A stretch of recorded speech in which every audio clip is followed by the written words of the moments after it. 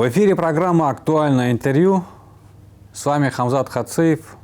У нас в гостях Алхазур Тазбаев, эксперт по исламским финансам международного уровня. Алхазур Машуалла, ассаламу алейкум. Алейкум салам, дяя Машуалла. В последнее время все часто слышат исламская рассрочка, исламские финансы, рассрочка по нормам ислама, по нормам шариата. Но немногие понимают, что это есть такое. В последнее время некоторым потребителям, некоторым участникам рынка, а в частности клиентам каких-либо компаний, которые работают по исламским финансам, то есть по нормам шариата, кажется, что определенный процент, определенная надбавка, что это чересчур много и что это не входит в рамки исламских финансов.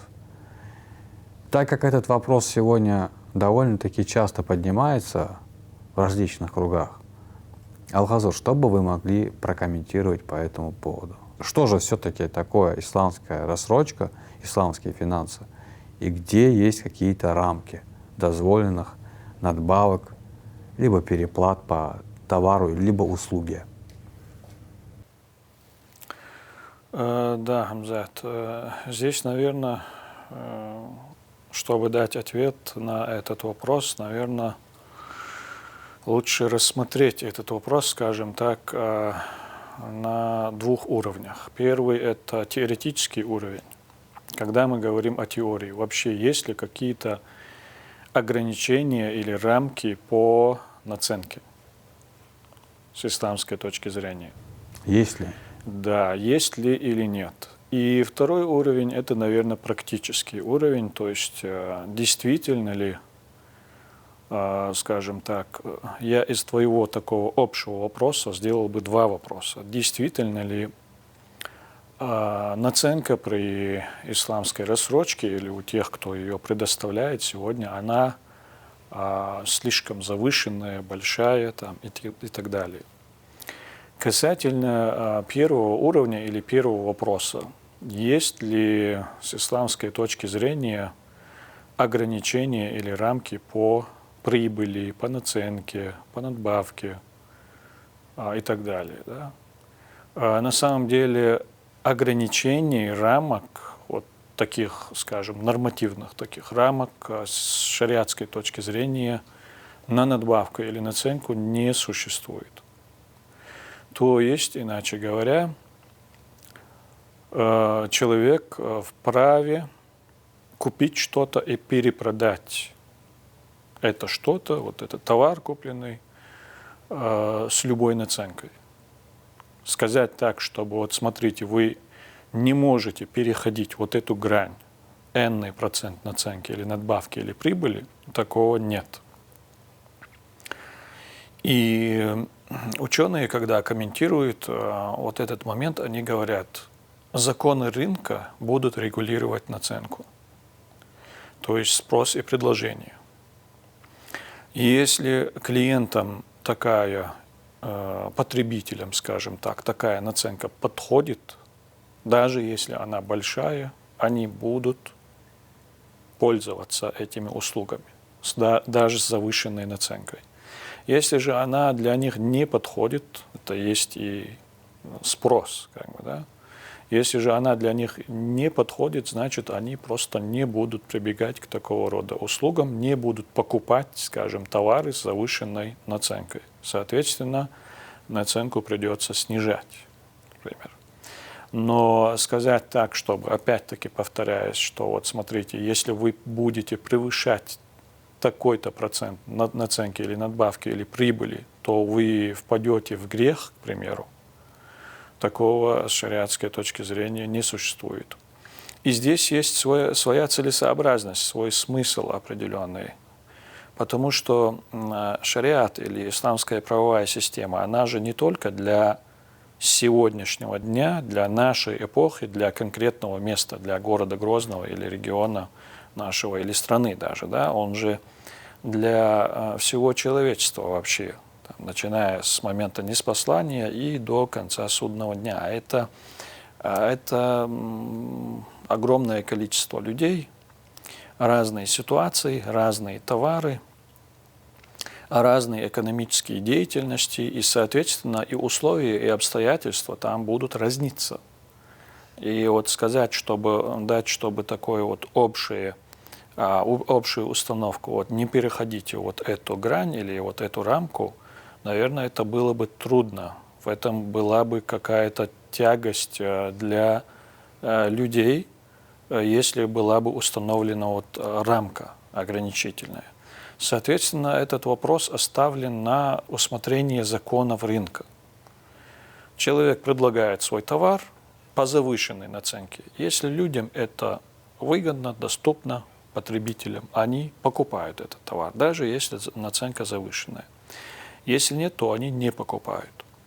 Второй момент, связанный вот с этим подходом, что конкуренция, она также регулирует вот эту наценку. Когда рынок свободный, когда нет ограничений, о которых мы говорим, ни со стороны наценки, ни со стороны там, скажем, иных нормативных подходов, то все люди вольны или свободны заниматься любой экономической деятельностью. Соответственно, возникает конкуренция между игроками, скажем, в той же исламской рассрочке. И чем больше конкурентов или чем качественнее конкуренция, там и происходит, во-первых, оказание качественных услуг, во-вторых, снижение той же наценки.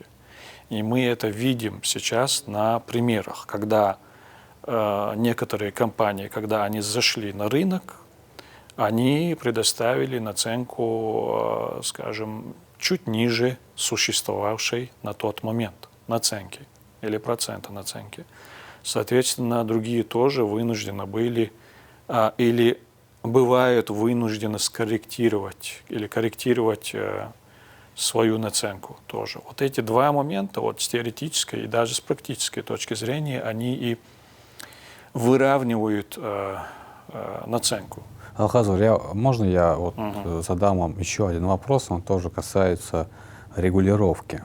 Вы как человек, который занимается экспертным подходом к исламским финансам, вы изучаете финансы уже немало лет, и не одно высшее учебное заведение закончили.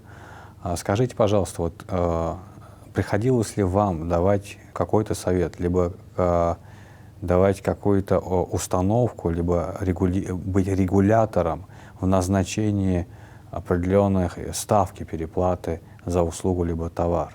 Бывает ли такое, что вы советуете, вот, допустим, просить вот столько-то сверху определенные услуги либо товара будет хорошо, просить вот столько-то будет не очень хорошо? Вы уже сказали, что здесь как человек, который предоставляет услуги либо товар, он сам решает. Но вам доводилось какие-то советы давать, либо регулировать предприятия, с которым вы работаете, либо работали?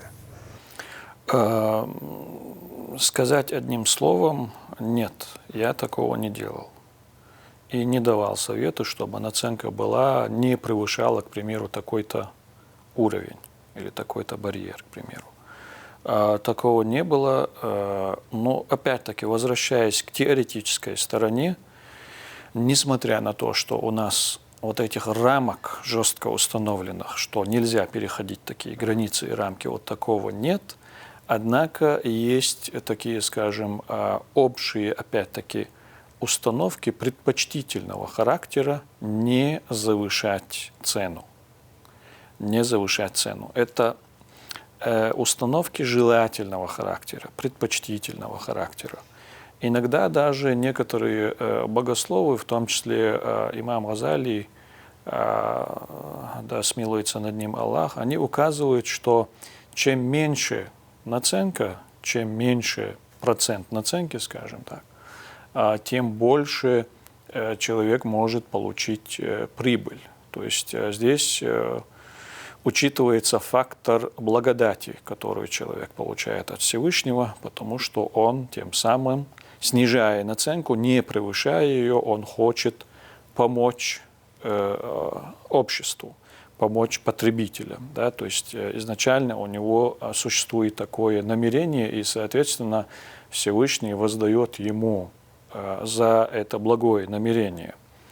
У нас, значит, ограничений и рамок не существует, но в то же время есть такие желательные, предпочтительные установки не завышать наценку слишком высоко. Это касательно вот первого вопроса, Амзат. Второго вопроса, если посмотреть на вопрос с практической стороны. Да, у нас на рынке из тех, кто предоставляет исламскую рассрочку, будь то частные лица, скажем, которые не работают официально, или даже некоторые, скажем, юрлица, у них наценка, можно сказать, что она завышенная. Когда речь идет о, скажем, 70%, 80%, да, процентов, даже годовых, 100% годовых, например, да, это действительно ее можно считать завышенной. Однако по каждому случаю надо будет смотреть отдельно. Там, это будет зависеть от вида товаров, по которым, или вида услуг, по которым предоставляется рассрочка. Возможно, если копнуть глубже, посмотреть на детали, там себестоимость, к примеру, большая, из-за чего повышается наценка. Возможно, там какие-то налоговые какие-то детали присутствуют, например, да. Вот есть такие моменты, что от 70 до 100% примерно наценка присутствует. Да? Однако есть и другая сторона, или две, скажем, даже стороны. Есть вот серединный подход, когда наценка у тех, кто предоставляет рассрочку, услуги по исламской рассрочке, она соответствует в общем, в целом, рыночному проценту маржинальности или рыночной маржинальности.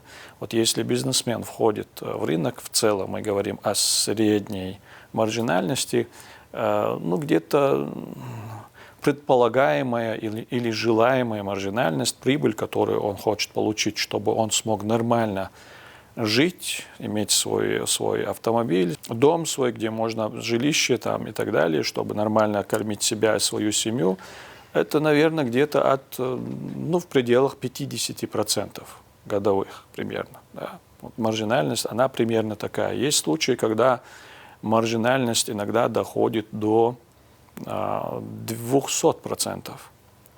Есть случаи, когда она в целом низкая очень. То есть наценка, она ставится очень низкой, но за счет количества человек выигрывает. То есть он продает много, но у него наценка маленькая, например. Да? Есть вот такие вот люди или лица, которые ставят наценку в этом серединном поле. Есть игроки на данном рынке, которые ставят очень маленькую наценку. Некоторые из организаций, мы это точно знаем, поскольку работаем, скажем так, у них наценка, такой наценки, скажем так, выражаясь финансовым языком, таких дешевых денег нигде нет на самом деле. То есть, когда речь идет о наценке, фактической наценке где-то 6,5 или 7% годовых, например. Вот если сравнить вот этот диапазон между 7% и 70% годовыми, конечно, это огромная разница в 100%. Да? И все они присутствуют на рынке. И, как мне кажется, это не совсем объективно, не совсем правильно даже говорить, что вот почему при исламской рассрочке наценка большая. То есть это не всегда, нельзя обобщать. Да, у некоторых она большая, у других она среднего уровня, а у некоторых она вообще очень даже низкая. Алхазур, давайте перейдем к законам экономики. Инфляция, допустим. Насколько исламские финансы зависимы от стандартных законов экономики? И насколько исламские финансы должны ориентироваться в эту сторону? Ну, поскольку мы говорим о финансах, а это сегмент или сфера, или отрасль экономики, и они всегда взаимосвязаны, исламские финансы тоже не идут в отрыве от законов экономики, а вообще от экономической составляющей. Они являются частью. То есть исламские финансы – это ведение той же, скажем, финансовой или экономической деятельности, обычной, только в соответствии с нормами ислама. То есть, иначе говоря, они именно вот в таких подходах, в таких вопросах, они ничем не отличаются от других финансов. Вот. Есть различия или отличия в определенных, скажем, исключениях или запретах, которые присутствуют в исламских финансах. Это запрет на ростовщичество, запрет на азартные игры, запрет на сделки с высокой долей или уровнем риска и так далее. Например, лотерея там, и так далее. Да? Вот что касается инфляции. Вот когда, к примеру, исламская финансовая какая-то компания, когда она хочет оказывать услуги по той же исламской рассрочке, к примеру, конечно, она должна учитывать уровень инфляции. Она должна учитывать уровень инфляции при определении той же наценки, к примеру. Иначе она останется в убытке, то есть будет работать в минус. Это не что-то такое запредельное, на что нельзя обратить вообще в целом и внимание. То есть это закон рынка как. Хорошо. Есть мнение, что те условия, которые сегодня предоставляет по финансовым услугам традиционная кредитная система, она существенно обгоняет временные рамки исламских финансов. И что бы вы могли сказать, какие реформы либо принятие определенных законов помогли бы исламским финансам в нашей стране стать конкурентоспособным по временным рамкам? Что подразумевается под временными рамками? Срок, допустим, погашения долга либо обязанности между клиентом и стороной, которая предоставляет финансовую услугу. Ну, допустим, я купил машину в рассрочку. Мне максимум могут предоставить срок погашения 3 года. Тогда, когда в банке это может дойти до 10 лет. Да, теперь вопрос понятен.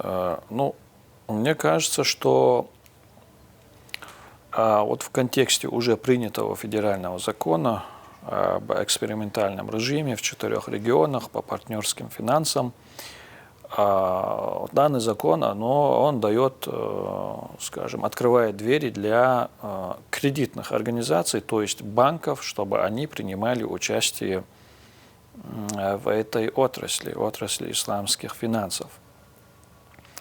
И когда уже банки начнут уже предоставлять услуги в этом направлении, соответствующие исламским финансам, думаю, эта проблема отчасти решится. Почему? Ведь когда мы говорим о компаниях каких-то, которые ограничены, к примеру, в количестве вкладчиков, есть компании, которые принимают вклады от людей, соответственно, у нас как? Банки, они как работают? Они принимают вклады, принятые вклады, да, депозиты, принятые вклады, потом обратно возвращают в экономику. То есть они финансовые посредники. У банков своих денег некоторые удивляются. Вот когда я такое говорю в таких частных беседах, даже среди друзей, там, знакомых, когда мы говорим, что в банке практически, почти отсутствуют собственные деньги, банковские, деньги учредителей, да, там есть уставной капитал, и все. Остальные деньги, все они деньги общества, деньги вкладчиков, деньги юридических и физических лиц. Соответственно, банки, они выполняют вот эту посредническую роль, принимают деньги, потом выдают их в качестве финансирования обычные банки через кредиты под проценты, исламские используют ту же мурабаху, исламскую рассрочку, в качестве альтернативы кредитам под проценты. У банков в таком случае бывают огромные ресурсы, большие ресурсы. То есть роль банка в том числе и заключается в чем? Получать депозиты краткосрочные в основном. То есть люди могут в любое время забрать свои деньги обратно.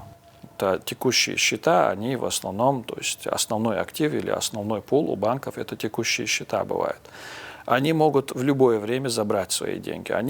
Банки получают депозиты от большого количества людей с краткосрочным характером и финансируют или предоставляют финансирование этих же денег, но уже в долгосрочном порядке уже.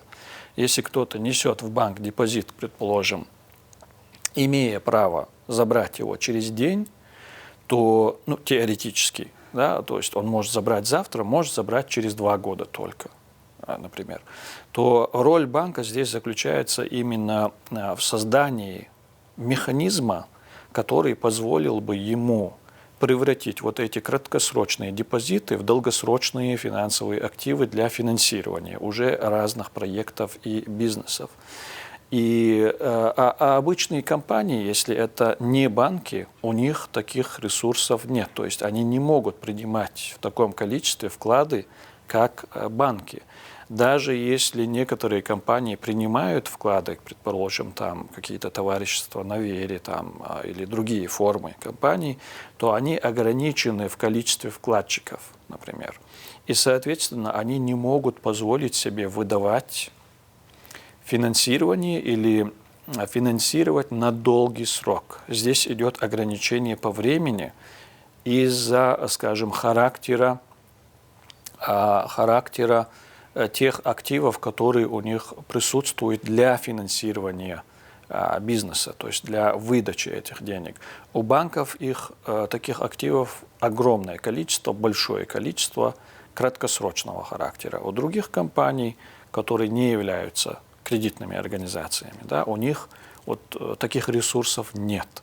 Соответственно, если сейчас банки подключатся к эксперименту, а они уже активно подключаются, мы уже знаем, что, например, Сбербанк начал предоставлять ипотеку на 20 лет по нормам исламских финансов в 2 из 4 регионов. Это Башкортостан и Дагестан, например. На 20 лет ипотека предоставляется. И будет также и лизинг, и другие продукты. Когда банки уже начнут полноценно подключаться к эксперименту, тогда, наверное, и решится проблема, о которой ты сейчас говорил, Хамзат. Конечно же, вопросов много, особенно к явлению рынка, к новым трендам, к потребностям общества и в целом потребностям потребителей. Мы с тобой не раз разговаривали на тему общества потребителей и какие рамки дозволяет исламская экономика, да? То есть реальная экономика, какие разрешенные рамки у потребителей.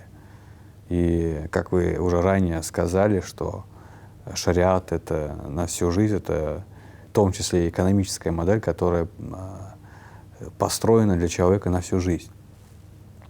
И я хотел бы вас спросить уже финальный вопрос, прежде чем мы завершим с вами нашу программу. Как человек должен относиться к самому потреблению? Такой очень широкий вопрос. Это, наверное, не только касается конкретно вас, наверное, да, на этот вопрос многие могут, наверное, ответить, по-разному. Но как вы считаете, как человек из мира финансов, из экономики, как человек, допустим, тот же правоверный мусульманин, должен относиться к потреблению? Как он должен расходовать свои средства и куда лучше инвестировать? Да, тема большая. Если коротко, так. Да, как бы. если коротко, скажем так, если дать так, постараться раскрыть тему двумя-тремя предложениями, ответ будет именно рекомендательного характера. Не ограничений, не рамок. Это слишком такая большая, опять-таки, обширная тема. Если говорить о рекомендации с исламской точки зрения, да, то есть ислам поощряет потреблять в рамках нужды, потребности. Когда мы говорим о необходимости, это само собой разумеется, здесь уже можно, и речи не идет. А когда мы говорим о нужде и потребности, говорить именно о потреблении можно в рамках нужды и потребности. То есть, если у человека нет нужды или потребности в каком-то новом продукте, в новом товаре, возьмем тот же телефон, к примеру, да. Я помню, мне как-то один из друзей подарил когда-то iPhone 4, он не был даже S. 4S тогда. Подарил iPhone 4, и этот iPhone, этим телефоном я пользовался ровно 10 лет. То есть у меня не было нужды в новом iPhone, после их появилось, в промежутке 10 лет их появилось большое количество новых версий, немалое количество, несколько. Однако у меня не было нужды в новом, и, соответственно, я не стал покупать. Возможно, я даже не смог бы, если бы даже постарался тогда купить новый iPhone. Соответственно, если у человека есть нужда или потребность в чем-то, тогда он потребляет, скажем так. Если же у него нет нужды, если же он, скажем так, хочет просто показать что-то, что у него есть, что он может, что он и так далее, да, но здесь это не будет приветствоваться на самом деле. Такое явление некоторые богословы, ученые называют общественным лицемерием. То есть, когда человек пытается показать другим людям, какой он, скажем, значимый и так далее, через такие трюки, скажем, будь то одежда, телефон, машина, да что угодно. Значимость человека, она не заключается в вещах или в чем-то материальном. Значимость человека в том, что человек уже сам по себе является человеком, творением Всевышнего Творца. Личностью, да. Человек сам по себе, независимо даже от его вероисповедания, расы, цвета и так далее, человек уже сам по себе после сотворения Всевышним или будучи сотворенным Всевышним, он уже является чем-то значимым уже. На это указывают прямые священные тексты, аяты священного Корана. И это общественное лицемерие, оно присутствует в разных народах, в разных обществах, в разных местах. Завершая, опять-таки подытоживая, скажем так, что потребление или потребительство, оно хорошо, когда происходит в рамках нужды и потребности. А так, в целом, именно потребление движет экономикой. Если бы не было бы в общем значении потребления, значит, и экономика не двигалась бы. Потому что экономика – это производство и распределение каких-то товаров и услуг. Да? Соответственно, там должен быть и спрос, и предложение. Если не будет спроса, опять-таки экономики не будет. Если не будет предложения, тоже экономики не будет. В меру потребления – это хорошо, это двигатель экономики. Я тебя благодарю за то, что нашел время прийти к нам в студию. И вы интересный, чрезвычайно интересный собеседник. Я напоминаю нашим зрителям, что в эфире была программа «Актуальное интервью». У нас сегодня в гостях был Алхазур Тазбаев, эксперт по исламским финансам международного уровня. Дедесу. Аллах, Алдерес, Муслим, Аллах.